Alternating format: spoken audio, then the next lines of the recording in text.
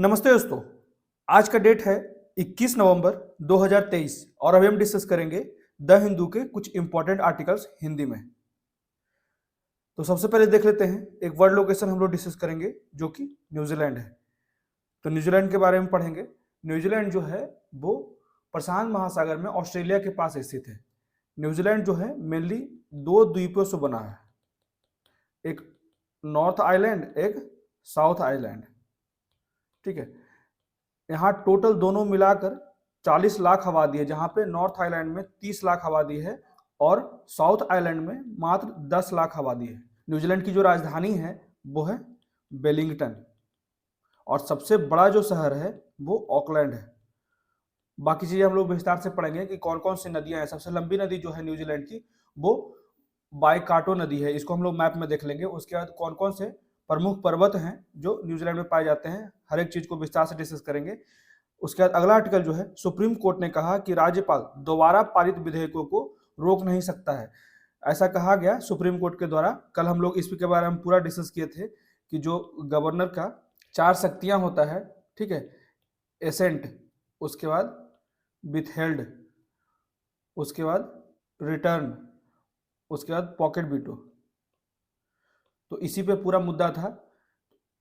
Withheld का मतलब हो जाता है रिजेक्ट, परंतु अभी हाल में सुप्रीम कोर्ट ने कल कह दिया है, कल का वर्डिक्ट आया है कि उसमें कहा गया है कि अगर दोबारा से सेम बिल को प्रेजेंट किया जाता है एज ए मनी बिल, तो फिर जो गवर्नर है वो बाध्य हो जाएगा अपना कंसेंट देने के लिए, अप्रूवल देने के लिए। ठीक है, तो इसके बारे में हम लोग विस्तार से पढ़ेंगे। उसके बाद अगला आर्टिकल जो है, रोजगार की चुनौती को समझने की जरूरत है। जो भी 70 घंटे 70 आवर्स इन अ वीक कार्य करने की बात की जा रही है। इंफोसिस के जो संस्थापक हैं नारायण मूर्ति, उन्होंने ही ये सुझाया है कि सप्ताह में 70 घंटे कार्य करने की आवश्यकता है, जिससे कि भारत तेजी से विकास करेगा, भारत का जीडीपी बहुत तेजी से विकास करेगा। और उन्होंने कंपेरिजन किया है जर्मनी, जापान और दक्षिण कोरिया के इतिहास से अनुभव लेने की आवश्यकता पे बात कर रहे थे।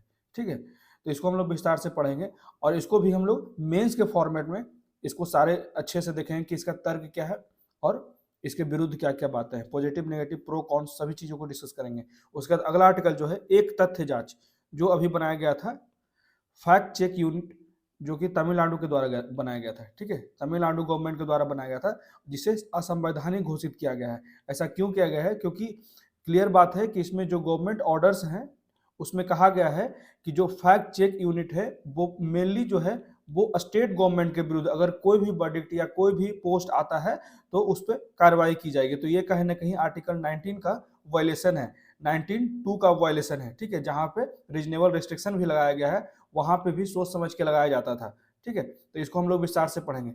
आइए शुरू करते हैं। सबसे पहले देख लेते हैं एक वर्ल्ड लोकेशन जो कि न्यूजीलैंड है। न्यूजीलैंड जो है वो प्रशांत महासागर में ऑस्ट्रेलिया के पास स्थित है और ये दो द्वीपों से बना हुआ देश है। न्यूजीलैंड जो है वो दक्षिण पश्चिम प्रशांत महासागर में दो बड़े द्वीप और अन्य कई छोटे द्वीपों के साथ बना एक देश है, जहाँ पे लगभग 40 लाख लोगों की जनसंख्या है, जिसमें 30 लाख जो है वो उत्तरी द्वीप और 10 लाख जो है वो दक्षिणी द्वीप में रहते हैं। ठीक है, उसी को उत्तरी द्वीप और दक्षिणी द्वीप कहते हैं। इसकी जो राजधानी है वेलिंगटन है और सबसे बड़ा शहर जो है वो ऑकलैंड है। ये दोनों में कंफ्यूज नहीं होएगा। ठीक है, इसकी जो राजधानी है वो वेलिंगटन है और दोनों ये जो प्रमुख शहर हैं वेलिंगटन और ऑकलैंड, ये दोनों जो हैं वो उत्तरी आइलैंड पे है। न्यूजीलैंड जो है वो टोकेलाऊ के दक्षिण प्रशांत द्वीप समूह का प्रशासन करता है और अंटार्कटिक महाद्वीप के एक हिस्से पर भी दावा करता है। अंटार्कटिका महाद्वीप के एक हिस्से पर भी दावा करता है न्यूजीलैंड। और न्यू और कुक आइलैंड जो है वो न्यूजीलैंड के साथ मुक्त सहयोग में स्वशासित राज्य है। ये याद रखिएगा, स्वशासित राज्य है।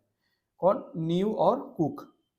उसके बाद न्यूजीलैंड की जो सबसे लंबी नदी है वो है वाइकाटो नदी, जिसकी लंबाई है 425 किलोमीटर और प्रवाह की दर से, ये लंबाई के अनुसार हो गया सबसे लंबी नदी वाइकाटो हो गया, और प्रवाह की दर के हिसाब से सबसे बड़ी नदी जो है वो क्लूथा नदी है, जिसका औसत निर्वाह 6 से 13 घन मीटर प्रति सेकेंड है। ठीक है, ये दोनों याद रखिएगा, क्लूथा नदी और वाइकाटो नदी। उसके बाद औराकी या माउंट कुक, ये दक्षिणी आइलैंड में पाया जाता है। न्यूजीलैंड का सबसे ऊंचा पर्वत है। दक्षिणी अल्प्स का ट्रीटीरी, ओते मोआन और पश्चिम मध्य दक्षिण द्वीप में स्थित है। इसको हम लोग एक बार मैप में देख लेते हैं। तो ये जो है वो न्यूजीलैंड का मैप है। इसकी राजधानी जो है वो वेलिंगटन है, ये याद रखिएगा। ये नॉर्थ में है, नॉर्थ आइलैंड में है। और ऑकलैंड, सबसे बड़ा शहर जो है ऑकलैंड है, ठीक है। उसके बाद हम लोगों ने पढ़ा था बाईकाटो नदी, तो यहाँ पे बाईकाटो नदी है, ठीक है। ये जो है साउदर्न एल्प्स है, यहीं पे जैसे कि इस मैप में देख सकते हैं, यहीं पे जो है माउंट कुक है जो 3724 मीटर ऊंचा है, ठीक है। ये थी कुछ महत्वपूर्ण बातें, जैसे कि यहाँ पे नीचे में जो है स्टीवर्ट आइलैंड है, इसके वेस्टर्न साइड में तस्मान सी है और इसके ईस्टर्न साइड में साउथ पैसिफिक ओशन है, ठीक है। ये थे कुछ महत्वपूर्ण चीज़ें जो कि न्यूजीलैंड से संबंधित है और ये बहुत महत्वपूर्ण है। यहाँ पे देख सकते हैं कि नॉर्थ और साउथ आइलैंड के बीच में कुक स्ट्रेट है, ये जो है देख सकते हैं, इसमें भी कुक स्ट्रेट है, ठीक है। अब बढ़ते हैं अगले आर्टिकल की तरफ। इसमें कहा जाता है कि सुप्रीम कोर्ट ने कहा कि राज्यपाल दोबारा पारित विधेयकों को रोक नहीं सकता है, ठीक है। कल हम लोग इसके बारे में हर एक एस्पेक्ट से विस्तार से पढ़े थे। जो ये वीडियो नहीं देखे हैं, कल का वीडियो जाकर फिर से देख लें, उसमें मैंने पूरा का पूरा मेंस के फॉर्मेट में हर एक डायमेंशंस को कवर किया है, ठीक है। कहाँ पे उसके प्रो है, कहाँ पे कौन से, कहाँ पे वे फॉरवर्ड है, कहाँ पे इससे कंक्लूजन है, हर एक चीज बहुत ही विस्तार से डिस्कस किया है पॉइंट वाइज। तो इसको हम लोग पढ़ लेते हैं थोड़ा सा, जिसमें आप लोग इसको पॉइंट एडिशन के रूप में कुछ पॉइंट्स को ऐड कर सकें।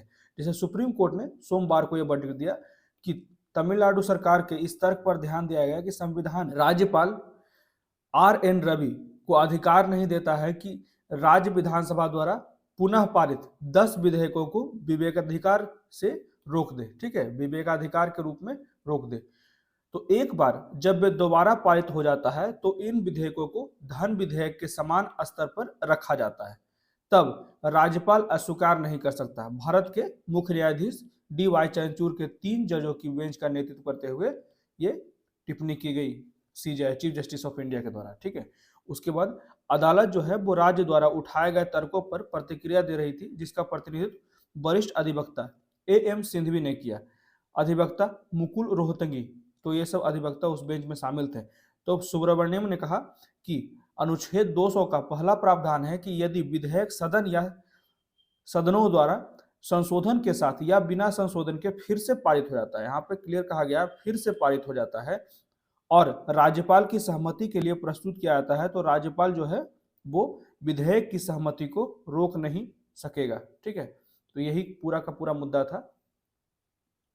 विधेयक को सदन में वापस लौटाना सहमति वापस लेने का एक आवश्यक परिणाम है, लेकिन एक बिंदु पर मुख्य न्यायाधीश ने पूछा कि क्या राज्यपाल को सहमति रोकने के बाद विधेयक को अनिवार्य रूप से पुनर्विचार के लिए सदन में वापस भेजना चाहिए। तो क्या वह विधेयक को सदन में वापस भेजे बिना सरलता से कह सकता है कि मैं सहमति रोक रहा हूं। इस पे कहा गया चीफ जस्टिस के द्वारा कि श्री सिंघवी ने जवाब दिया कि विधेयकों को सदन में वापस लौटाना सहमति वापस लेने का एक आवश्यक परिणाम है। जब हम सहमत नहीं है तभी तो उसे वापस लौटा रहे हैं, लेकिन यहाँ पे 2 मुद्दा, एक रिजेक्ट करने का और एक रिटर्न करने का, दोनों अलग अलग है। रिजेक्ट हो गया मतलब बिल फिर से आपको इंट्रोड्यूस करना पड़ेगा, और रिटर्न करने का मतलब हो गया कि उसमें कुछ इंप्रूवमेंट, संशोधन करने के बाद फिर से हम उसे ला सकते हैं, ठीक है। तो ये दोनों अंतर है। अदालत ने राज्य की इस दलील को भी स्वीकार कर लिया कि राज्यपाल ने सहमति रोक दी है और एक बार विधेयक को वापस भेज दिया है, इसलिए वह दोबारा गए विधेयकों को राष्ट्रपति के पास भेज नहीं सकते हैं, ठीक है। ये भी बात है कि दोबारा जो भेजा गया विधेयक है उसे राष्ट्रपति के पास भेजने के लिए भी आरक्षित नहीं रह सकते, उसे भेज नहीं सकते हैं। तो राज्य ने अदालत से शिकायत किया कि राज्यपाल सदन द्वारा पारित महत्वपूर्ण कानूनों के लाभ के लिए तमिलनाडु के लोगों के अधिकारों को नुकसान पहुंचाते हुए विधेयकों को अनिश्चित काल तक रोक कर रखे हुए। यही पूरा मामला था, इसी कारण सुप्रीम कोर्ट को आगे आना पड़ा और उसने अपना वर्डिक्ट सुनाया कि जब दोबारा कोई बिल आता है वही सेम कॉन्सेप्ट का, वही सेम लक्ष्य का, तो फिर राज्यपाल को बाध्यकारी हो जाता है कुछ बिल को पास करे, ठीक है। अब बढ़ते हैं अगले आर्टिकल की तरफ।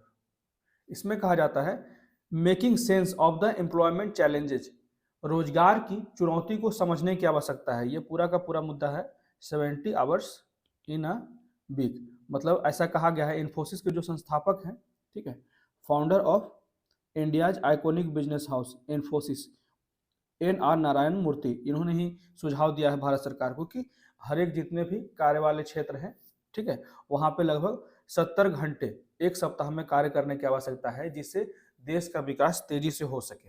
ठीक है, इसी को हम लोग विस्तार से पढ़ लेते हैं। हाल ही में इन्फोसिस के संस्थापक नारायण मूर्ति ने भारत की श्रम उत्पादकता और प्रतिस्पर्धात्मकता में सुधार के लिए सप्ताह में 70 घंटे कार्य करने का सुझाव दिया। उन्होंने उदाहरण के तौर पर जर्मनी और जापान, हम लोग पहले भी ये डिस्कस कर चुके हैं। ठीक है, जर्मनी और जापान का मुद्दा पूरा 70 आवर्स इन अ वीक अच्छे से डिस्कस कर चुके हैं, लेकिन इसमें कुछ नए नए पॉइंट्स हैं और इसमें मैं पॉइंट वाइज हर एक चीज डिस्कस किया हूँ। ठीक है, पूरा मेंस के फॉर्मेट में, तो इसको भी ध्यान से देख लीजिए। तो जर्मनी और जापान का हवाला देते हुए भारत की श्रम उत्पादकता में सुधार की आवश्यकता पर जोर दिया है। देश की कार्य उत्पादकता में सुधार के उपाय के रूप में लंबे समय तक काम करने के इस विचार को समर्थन और आलोचनाएं दोनों मिली। ये जो विचार रखा गया नारायण मूर्ति के द्वारा, इसे समर्थन भी मिला और आलोचना भी मिला। ठीक है, तो रोजगार की चुनौतियों को समझना, जर्मनी हो गया, जापान, दक्षिण कोरिया के इतिहास और अनुभव को समझने से उस संदर्भ में स्पष्टता आएगी जिसमें भारत को सप्ताह में 70 घंटे काम करने का हालिया प्रस्ताव तैयार करने की बात की गई है। ठीक है, तो आगे देख लेते हैं, जैसे 70 घंटे कार्य करने का एक सप्ताह में, उसके पक्ष में क्या क्या तर्क है। ठीक है, तो उत्पादकता में वृद्धि होगी। अनेक जो समर्थक है उनका तर्क है कि लंबे कार्य सप्ताह के परिणाम स्वरूप कार्यों और परियोजनाओं पर अधिक समय खर्च होने के कारण संभावित रूप से उच्च उत्पादकता हो सकती है। उदाहरण के लिए जापान और जर्मनी में लंबे समय तक काम करने के कारण उत्पादकता में वृद्धि हुई। उसके बाद दूसरा कहा जाता है पॉइंट, उच्च आर्थिक विकास। यह आर्थिक विकास को बढ़ावा दे सकता है क्योंकि अधिक काम के घंटे उत्पादन और नवाचार में वृद्धि में योगदान दे सकते हैं। ठीक है, उत्पादन में भी वृद्धि कर सकता है और नवाचार में भी वृद्धि, इनोवेशन में भी वृद्धि हो सकता है। यह भारत को $5 ट्रिलियन की अर्थव्यवस्था के लक्ष्य को पूरा करने में भी मदद करेगा।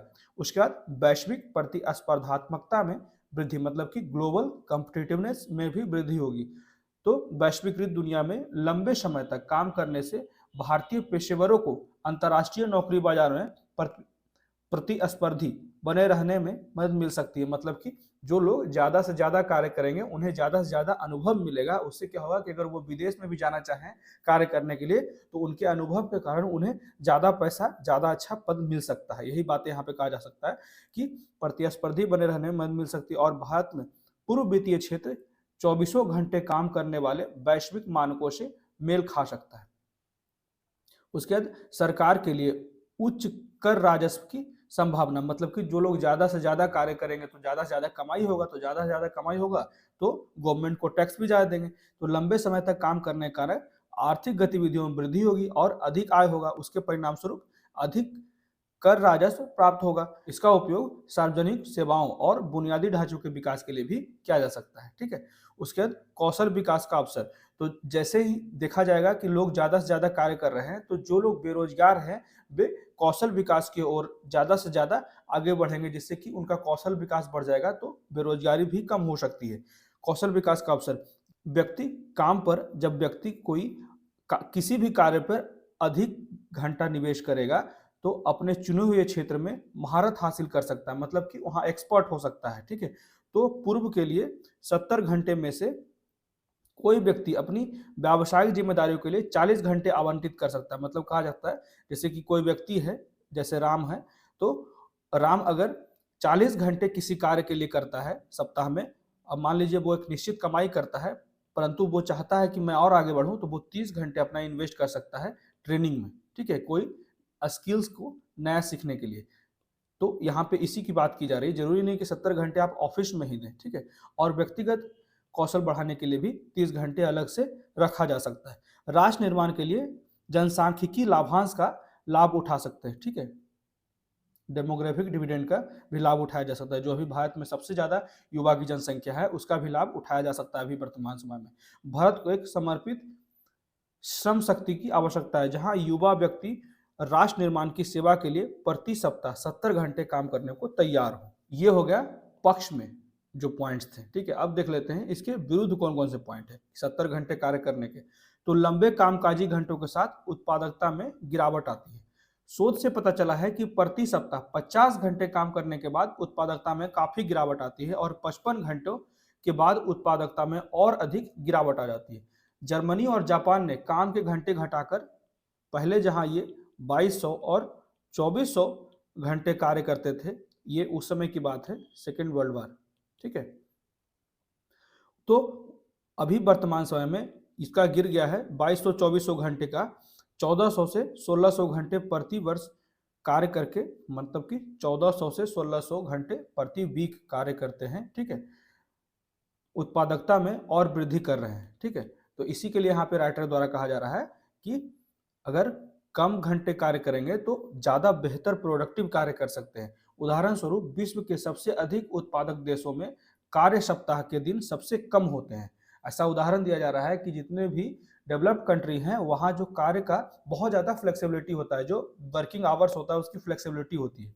ठीक है, वहाँ बहुत ज़्यादा सुविधाएं होती है, खेलने कूदने के भी अलग से सुविधाएं उपलब्ध कराई जाती है, जिससे कि लोगों का माइंड फ्रेश रहे, उनके एम्प्लॉयज जो हैं वो ज़्यादा स्ट्रेस में नहीं रहें, क्योंकि स्ट्रेस में रहेंगे तो वो प्रोडक्टिव डिसीजन नहीं ले पाएंगे, प्रोडक्टिव वर्क्स नहीं कर पाएंगे। ठीक है, तो यही बातें यहाँ पे कहा जा रहा है। उसके बाद बर्नआउट और मानसिक स्वास्थ्य, मतलब कि ज़्यादा समय कार्य करने से क्या होता है कि अनेक प्रकार की समस्याएं भी उत्पन्न होती है। जो कर्मचारी सप्ताह में 70 घंटे काम करते हैं उन्हें बर्नआउट, उच्च स्तर का तनाव और मानसिक स्वास्थ्य समस्याओं का अनुभव होने की अधिक संभावनाएं हो जाती है। ठीक है, तो यहाँ पे क्लियर जान सकते हैं कि बर्नआउट क्या होता है। तो बर्नआउट सिंड्रोम जो होता है वो एक तरह का कार्य करने से, ठीक है, एक तरह का कार्य संबंधी तनाव जो होता है उसे ही बर्नआउट कहते हैं। तो यह ध्यान रखिएगा।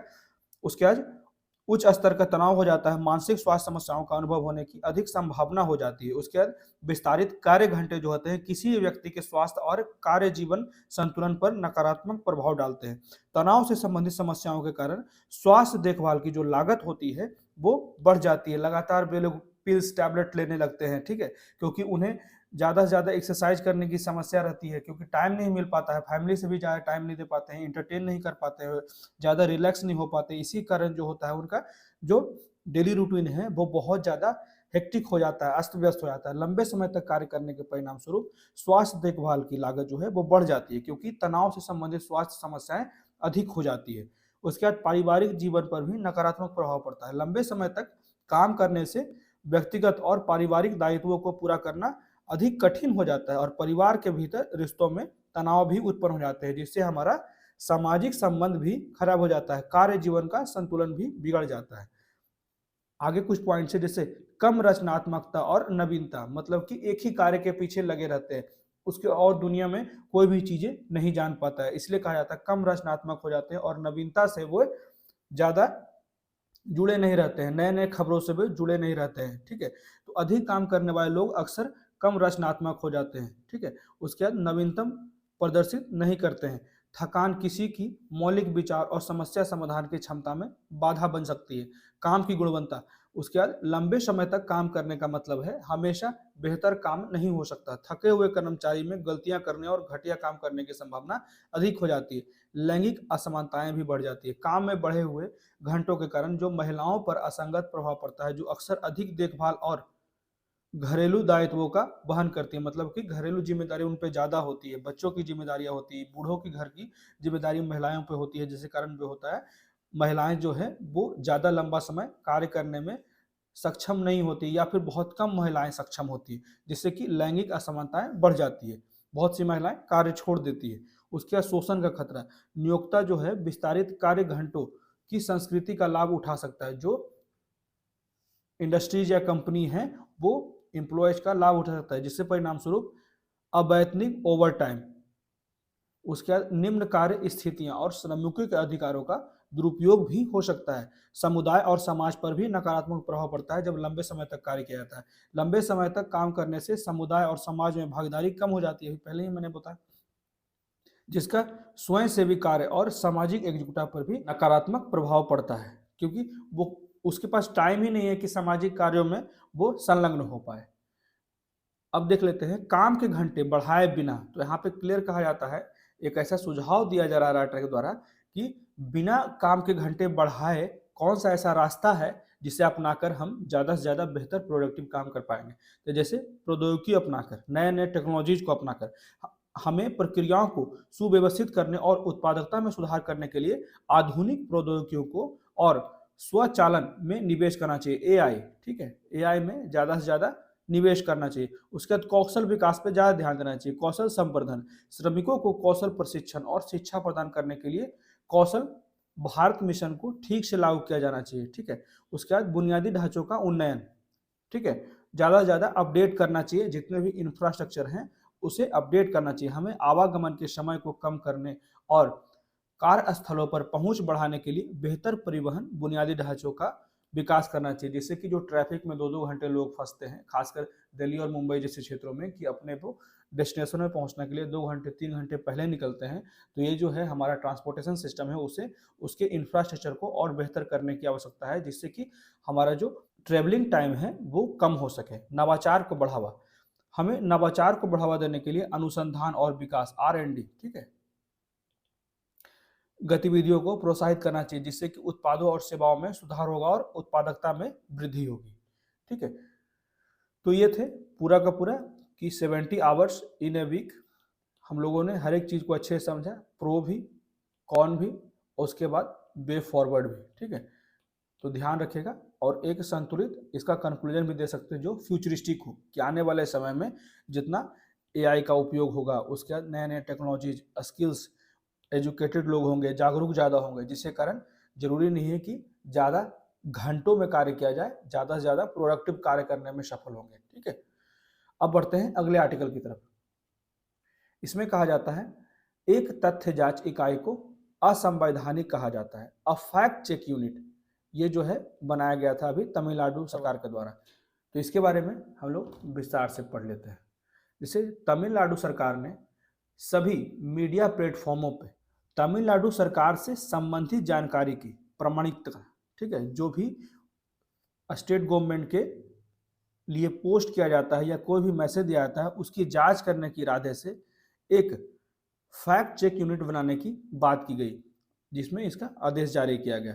तो यह सरकारी आदेश, गवर्नमेंट ऑर्डर, भारत के संविधान द्वारा गारंटी दी गई जो फंडामेंटल राइट्स हैं, मौलिक अधिकारों का उल्लंघन होता है और असंवैधानिक रूप से अस्पष्ट और मनमाना रूप दिखता है किसी भी स्टेट गवर्नमेंट का अगर इस तरह का कोई यूनिट बनाया जाता है।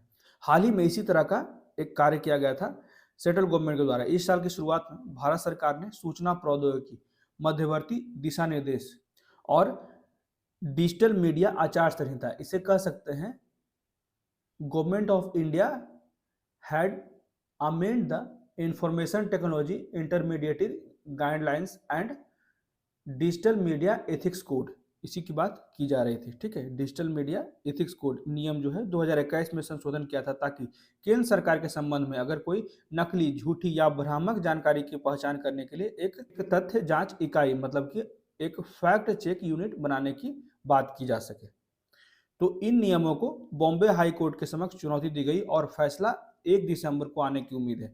भारत सरकार ने हाई कोर्ट को एक वचन दिया है, ऐसा भारत सरकार ने कहा है, इस पर अगर चुनौती दी गई है तो जब तक फैसला नहीं आ जाता है बॉम्बे हाई कोर्ट का, तब तक इससे संबंधित कोई भी नियम लागू नहीं होंगे, ठीक है। The fact check unit will not notified until the judgement, जब तक जजमेंट नहीं आएगा फैक्ट चेक यूनिट अभी प्रभावी नहीं होगा। Even though the government order has a passing reference to this provision of the IT rules, it does not disclose the undertaking given by the government of India to the Bombay High Court, ठीक है।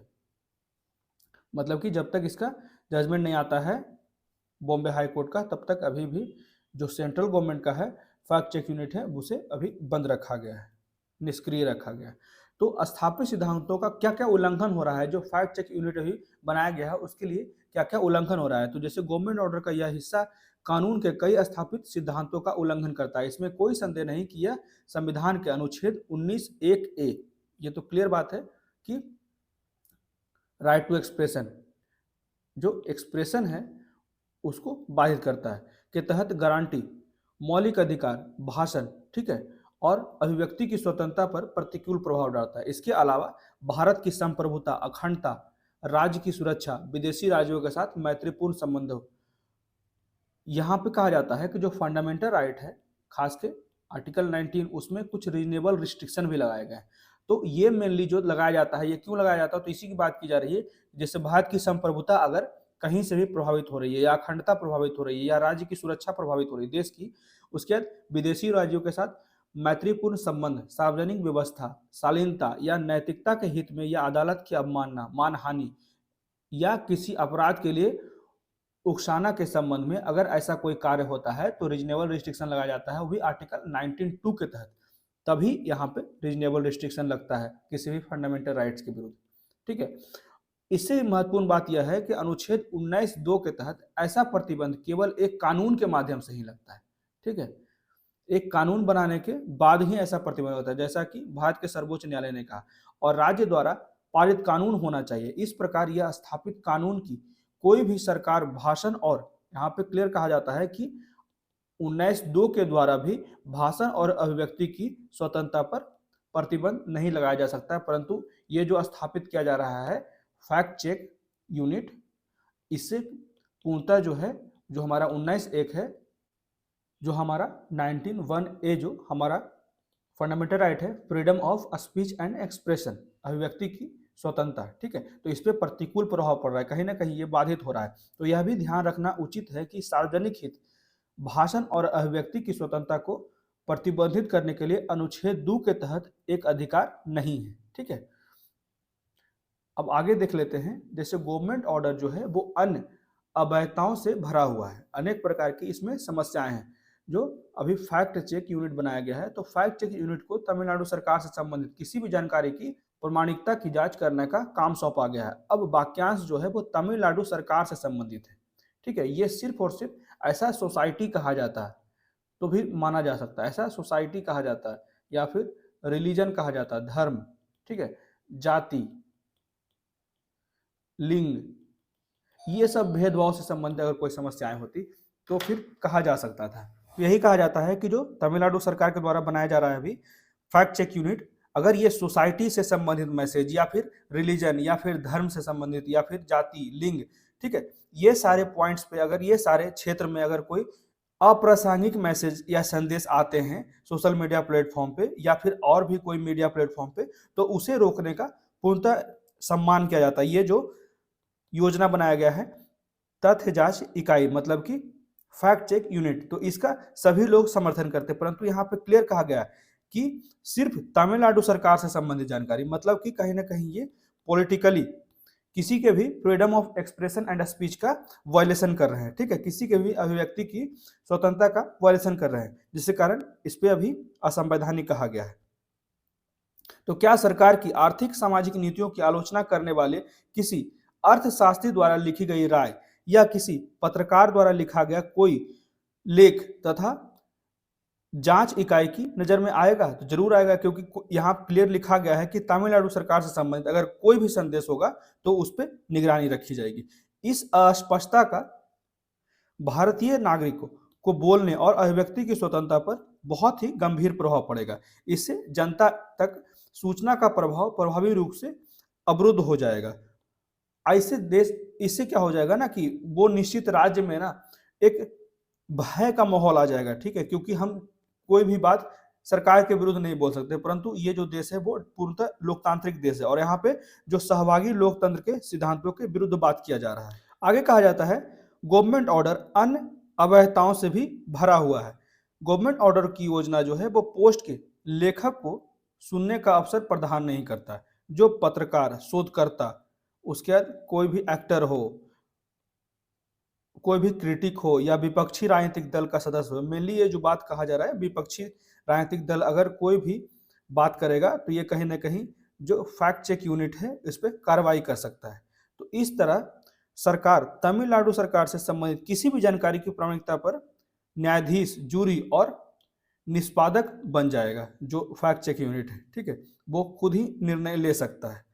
तो इसी पे पूर्णतः भी विचार किया जा रहा है कि ये जो है पूर्णतः अनकॉन्स्टिट्यूशनल है, असंवैधानिक है। तो फैक्ट चेकिंग पहल को लेकर क्या क्या चैलेंजेज है, चिंताएं क्या क्या है? जैसे हितों का टकराव, यह पूर्वाग्रह के बारे में चिंता पैदा करता है क्योंकि सरकार तटस्थ नहीं हो सकता है। क्लियर कहा जा रहा है, चाहे वो कोई भी सरकार हो, वो राइटिस्ट हो या लेफ्टिस्ट हो, ऐसा तो है नहीं कि दोनों का वो बैलेंस लेके चलेगा, ऐसा कभी नहीं हो सकता है। वो किसी ना किसी एक भावना की ओर झुकाव रखेगा। उसके बाद सेंसरशिप की संभावना, आलोचकों को चिंता है कि यह जो इकाई है फैक्ट चेक यूनिट, इसको नियंत्रित करके बोलने की स्वतंत्रता को सीमित कर सकता है। ठीक है, बोलने की स्वतंत्रता को सीमित कर सकता है। उसके बाद अधिकारों का उल्लंघन, संभवतः संवैधानिक अधिकारों के उल्लंघन के लिए आईटी नियमों में बदलाव को कानूनी रूप से चुनौती दी गई है।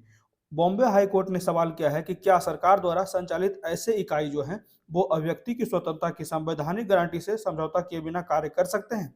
इसी पे क्लियर पूछा गया है बॉम्बे हाई कोर्ट के द्वारा कि अगर आप 19(1) का वायलेशन किए बिना क्या ये यूनिट जो एस्टेब्लिश कर रहे हैं, फैक्ट चेक यूनिट, क्या ये कर सकते हैं, तो इसी का सवाल किया गया है।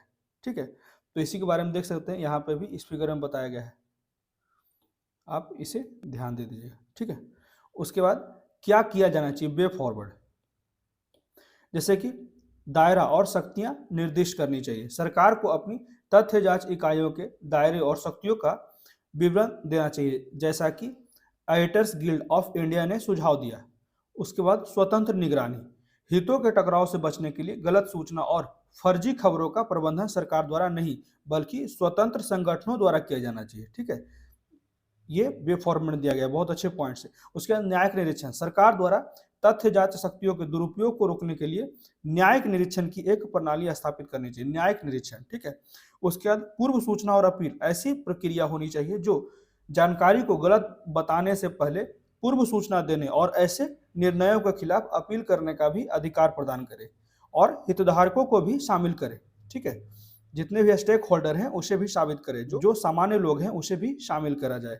अधिक निष्पक्ष दृष्टिकोण सुनिश्चित करने के लिए पत्रकारों और अन्य हितधारकों की भागीदारी के साथ साथ तथ्य जांच पहल स्थापित किया जाना चाहिए। ठीक है, इसलिए कहा जाता है कि वो क्लियर कहा गया कि बस स्टेट गवर्नमेंट से संबंधित अगर सोसाइटी होता है, जो मुख्य मुद्दे हैं, जो मुख्य सेक्शन है, मुख्य पॉइंट्स हैं, अगर उसके विरुद्ध अगर कोई भी अव्यवहारिक तथ्य दे रहा है, प्रस्तुत कर रहा है, लोगों को भ्रमित कर रहा है, ठीक है, वहां पे रोका जाए तो इसको लोग सपोर्ट कर सकते हैं। लेकिन यहाँ पे कहीं ना कहीं ये पॉलिटिकली बात किया जा रहा है, इसी कारण इसे 19(1) का वायलेशन समझा जा रहा है। जो अभी बॉम्बे हाई कोर्ट का 1 दिसंबर को अभी वर्डिक्ट आएगा, इसके लिए फैसला आएगा, तो हम लोग देख लेंगे। ठीक है, तो ये था पूरा का पूरा आर्टिकल जो हम लोगों ने डिस्कस किया। कैसा लगा प्लीज मुझे कमेंट करके बताएं और मेरे वीडियो को ज्यादा से ज्यादा लाइक करें, शेयर करें और मेरे चैनल को सब्सक्राइब